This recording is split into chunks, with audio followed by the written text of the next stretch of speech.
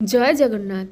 বিগত ৩-৪ দিন হয়ে গেছে রথ পুণ্যযাত্রা শেষ হয়ে গেছে, কিন্তু আমি ব্যস্ততার কারণে ভিডিও আপলোড করতেই পারছি না।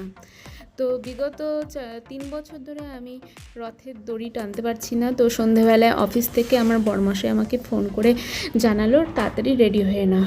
তো সঙ্গে সঙ্গে ছেলেকে রেডি করিয়ে আমি নিজে রেডি হয়ে আমরা ৩ জনে বেরিয়ে পড়লাম রথ দেখতে। এখন ঘড়ির কাঁটায় রাত ৮টা। তো আমি যেহেতু শিলিগুড়িতে থাকি, তো প্রথমেই চলে গেলাম কুণ্ডপুকুর মাঠে। সেখানে আমরা সৌভাগ্যক্রমে ঠাকুর দর্শন করতে পেরেছি। বলরাম, সুভদ্রা ও জগন্নাথ দেবকে দেখে যেন মনটা একদম জুড়িয়ে গেল। তারপর আমরা সেখান থেকে চলে গেলাম রথখোলা মাঠে। সেখানে ঠাকুর তো দর্শন করতে পারিনি, কিন্তু বিশাল মেলা বসেছে। তো আমার ছেলের এটা যেহেতু প্রথম রথ দেখা, তো প্রথম মেলায় এসেছে, চারিদিকে আলোকসজ্জা দেখে ও চারিদিকে অবাক হয়ে তাকিয়ে আছে। আর দেখো, এই যে আমার ছেলে।